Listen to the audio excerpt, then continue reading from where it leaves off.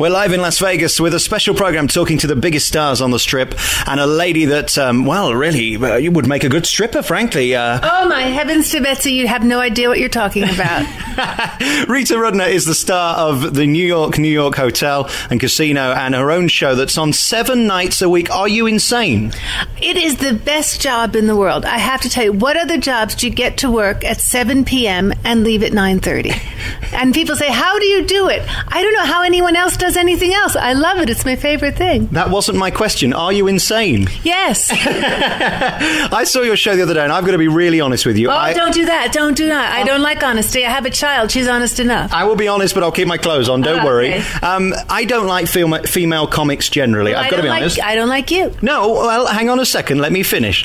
I don't like people like Roseanne, and we have a lady called Jo Brand in the UK who talks about ladies' things. Right. And as a man, I don't want to know that you have a thing, let alone ladies' things. Yeah, I'm married to an Englishman. He doesn't know I have anything. I keep it to myself. He says, you have cramps? I don't want to know about it, so I don't tell him. I know what you mean. Well, I suppose cramps are better than crabs. I don't know what I'm talking about. Yes, you do. Listen, let's talk about your show, because as I say, I don't like it when women start being crude. I don't like you. It's just an automatic reaction. Whenever you start that sentence, I say that. Let me finish. I can't. I'm unable to let you finish. But what I loved about your show... Say it again. I don't like you.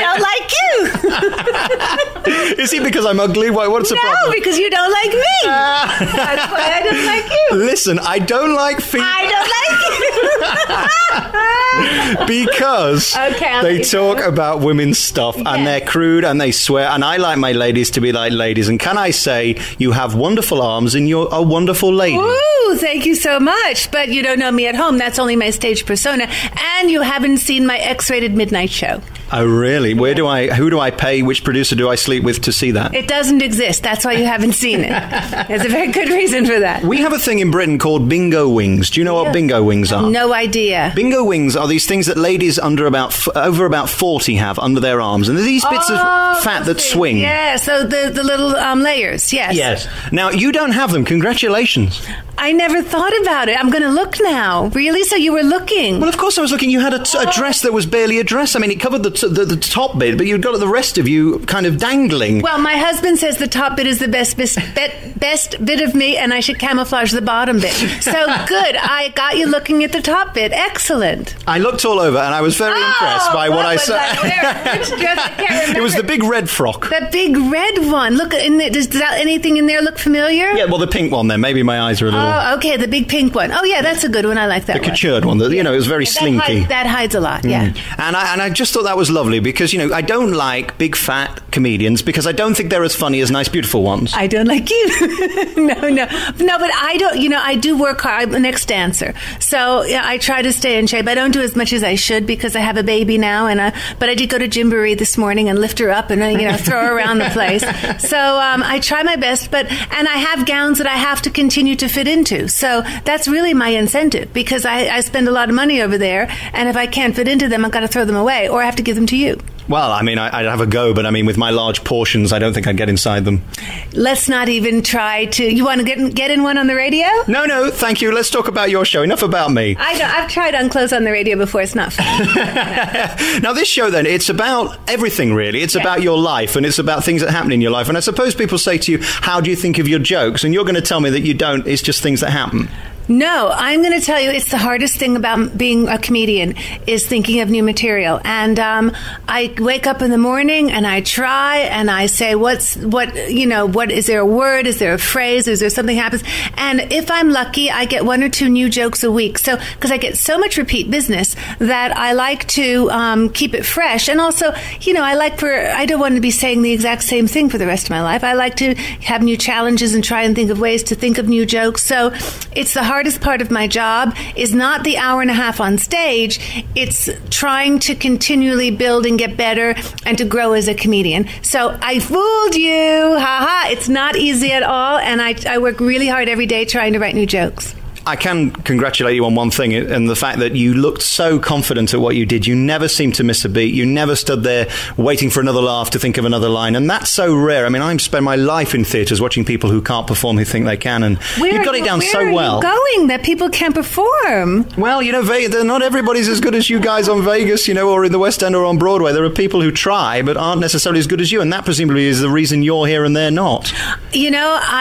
I've been doing this a long time. I'm lucky that this is my 4th year. I'm going into my 5th year at New York, and I'm very comfortable out there. And it's an audience that's so friendly. I mean, the theater is built with for a comedian, and all the seats are they're comfortable. They face the stage. It's like my living room. It's kind of like a living room. So it's a very comfortable atmosphere for me. I do a few corporate gigs a year, not too many because I don't travel. But in fact, I didn't do my show on Tuesday, and you'd think I had a night off, but no. I was performing at Lake Las Vegas for a financial investment group, and that was much trickier because there you have people who've been out in the sun playing golf all day, haven't bought tickets to see you. There's a big aisle where a person should be because it's not set up like a theater. So at New York, it's like the ideal circumstances for me to do my show, and I love doing it every night. But I don't like female comedians. I don't like you. Now, but you actually made me feel like I liked you. Well, oh my gosh, heavens, how did I do that? Well, I like you. Now I like you. That's what I wanted you to say, and then I can edit out those bits where you're saying you don't like me. I like you. You like me, I like you. Well, I like men. I married one. And I wouldn't have an act without men. But don't you think that I poke fun of women as much as I do of men? Because I mean, there are tons of things wrong with me, and I tell you, how stupid I am. Correct. Be quiet. How obsessed I am with Wade, and how much I like the free gift that I have to pay $50 for, and I tell you all kinds of things about how I haven't done my bit about how I can't find directions on a map or anything. That's another bit, and how I decorate the house and my husband's not allowed to live in it. So there are plenty of things I say about women, and I would never ever say anything that my husband wouldn't like. So a long time ago, I had one joke that he said, I wish you wouldn't say that, and I never did again. And it kind of passes through a filter for me because my marriage is much more important than my act or getting a laugh. So I always think of what another, even, I have a joke about the toupees in Vegas. Why did you look at my hair then? I didn't. I want to make sure you didn't have one. Because if I see a guy in the front row with a toupee, I don't do that joke because I don't want to make him upset. I'm not someone, I don't like to push the envelope. I like the envelope to stay where it is. I like everyone to feel comfortable. Is it harder to be clean than to be dirty and stick the F word in everywhere that so many comics do now? It's a different style. I wouldn't say it's easier. It's always hard to be funny.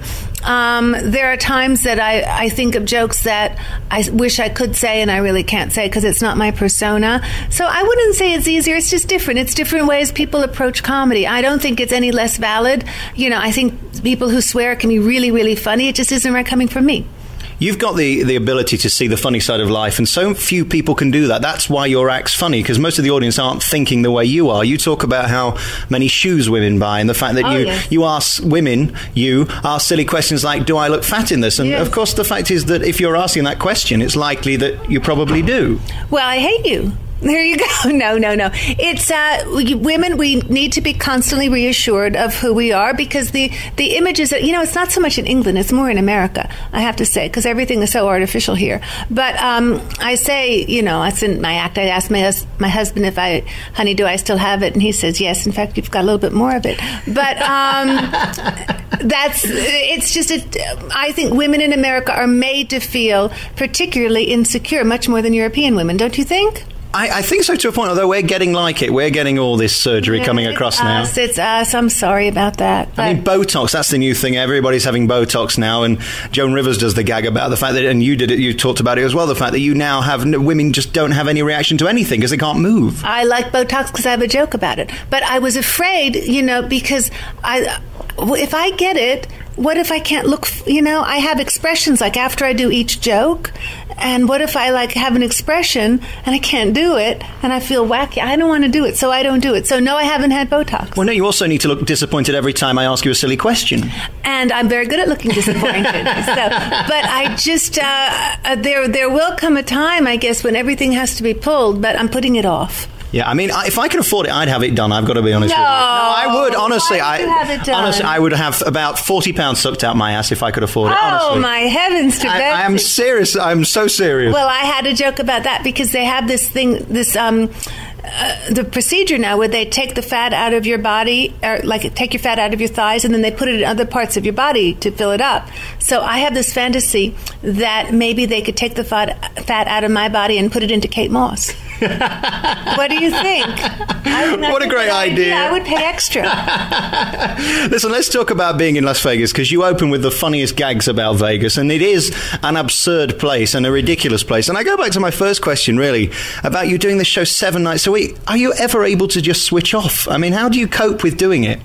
This is one of the most relaxing periods of my day, is when I do my act. I get up very early, early for a comedian, I'm up at like 7:30. I either take my daughter to Gymboree or I take her to school. My husband and I are writing a musical, which I'm not allowed to talk about, but it's looking pretty good. But they had a fit last time because it's not ready yet.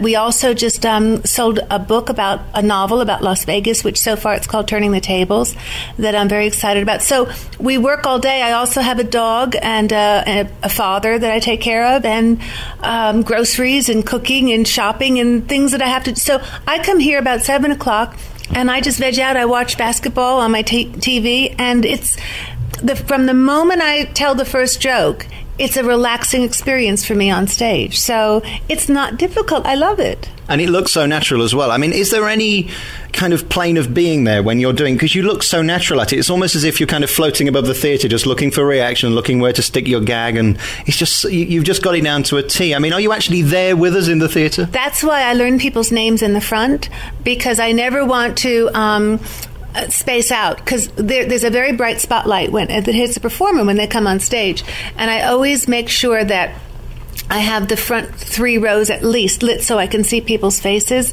and then I learn people's names when I talk to them, because it kind of makes it not only a more personal experience for the audience, but a more personal experience for me if I get to see an honest person's reaction to what I'm saying. So it's good, and I like it, and it's a relaxing experience, and I don't think, I'm happy that people think it's so difficult, but brain surgery or even hauling a sofa up a flight of stairs, to me that's really hard. Joe Pasquale, a comedian in the UK, said that difficult is when you're a brain surgeon and you're just going to put the knife in and you sneeze. That's difficult. Yes, that would be a bad thing. But I have had to stop myself from sneezing a few times on stage, and that's not easy. Especially in that dress, things could fall out. Things, one good sneeze and I could look like who? Ethel Kennedy. No, I shouldn't say that. I like Ethel Kennedy, but that was the word that came out. Don't tell Ethel. Let's talk about Vegas and you being here, because you open with a load of gags about it. I don't want to nick your act, but could you just tell us a few of your thoughts about this crazy town? I don't tell jokes really unless I have the audience, because then my jokes. But Vegas is an experience that is unique, right? So it makes it a little bit of a community or a neighborhood in the theater. When you talk about the dancing waters in front of the Bellagio, and every time I see them, I see half the show, then I have to go to the bathroom, and all the women, they kind of identify with it, and it just makes you feel, don't you like to feel that everyone's in the same boat? Because you don't want to think you're the only one who's sinking. Everyone's sinking. It's difficult for everybody. And everyone's noticing all the pamphlets that are handed to people on the street. Like a guy who actually did hand me a pamphlet with 2 naked women on it and say, do you want to have some fun? And of course, I made up the punchline, but it sparked a thing where, okay, I'll do my act. Okay, here. Do you want to have some fun? And I looked at the 2 naked women and said, why did they want to go shopping? Looks like they need some clothes. So the things that happened to me all day in Vegas, I've taken out all the gambling jokes. I used to have a lot of gambling jokes in my act, but I don't really gamble, and I figured every other comedian in Vegas is going to do gambling jokes, so I won't do them. So I got rid of them. Unless someone asks me specifically if I gamble, then I can do it. Do you know, I have the greatest respect for you. A, because I think what you do is the hardest thing in show business. It's not, though, but thank you for thinking that. Well, no, just because there's nobody to cover you. If you go dry or if something happens, you've got to deal with it. In other shows, you can cover, you've got a band, you've got lighting, you've got scenery. It's just you up there. Also, the time of day that you go on, I think, is so brave because comedy, you know, you've got to have an audience that loves you. And I suppose there's one benefit, that people are actually coming to see you opposed to going to a comedy club where they're going to see anybody. This is a huge, huge difference between when you're in Vegas and people, they know who they're coming to see. They book ahead of time. You know, they want to know where they're sitting. So it's very unusual. I mean, maybe I've been here for 4 years, maybe 3 times I've had an audience that, I'm not even saying they were bad. They weren't just as good as other audiences. So, no, Vegas is when you want to see a performer, you see a performer. When you go to see whoever's on, you go in a whole different mindset. I've always wanted to be a stand-up comedian, but they always tell me to sit down. Oh, no. They do, and I just can't do it because I think you're just so brave to do what you do, and doing it 7 nights a week is actually crazy. No. I have no other skills. Well, that's coming clear, but if I don't do this, I do nothing. But the thing is, I don't like female comedians. I hate you. And I'm so grateful that you would spend this time to talk to someone that you hate with such passion. I love you. Don't you say that again. But I just say that for comic effect. Absolutely. And it's worked so well. Well, I'm a comedian and I'm allowed to do anything like that. If I don't win an award for this interview, I'd be most surprised. Oh, I hope you win something. I want you to win something. Will you tell me if you win something? I will. I'll be the first one on the phone to give you some money or something. No, I don't want any money. I just want glory. Absolutely, don't we all? And very finally, I presume the answer to this question is no, but you wouldn't want it. Right. Okay, that's it. Let's end the interview then. Thank you so much for talking to us today. No, honestly. I feel incomplete. No, honestly. I feel incomplete. I need the question. Most ladies do feel incomplete when they're with me. Okay. Don't worry. No, ask me the question. Well, I was just going to say, presumably you wouldn't want to go back on the road in that lonely comedian's life of travelling through motels and hotels and being on the road every day when you can have your own theatre and be here. You are correct, sir. Well, that's answered the question. You see, we didn't really need to do that, did we? Yeah, no, you are correct. This is because not only this, I get to be a mom, which is a whole different experience in my life. And, airports ain't what they used to be. I used to, get there and run on a plane and 2 minutes ahead of time, and they'd hold it and they go, "Oh, it's Rita." I knew all the people at Delta Airlines, and they'd say, "Come." Now, they have to X-ray my toes before I can get on. So it's not if I were traveling every day, it would be even more difficult than it was when, I was doing it. When I came through New York, the man actually asked me to bend over. I don't know what he was doing. I don't think that was part of the program. I don't even think it went for security, frankly. But Rita Rudner, it's an absolute joy and a pleasure to talk to you because I have such respect for you. You're absolutely brilliant. Your act is just so new and fresh, and I see the same gags every time I go and see these comedians, and to do such an original act is remarkable. Thank you. Well, hopefully when you come back, I'll have some new jokes for you. But I don't like female comedians. I like you anyway.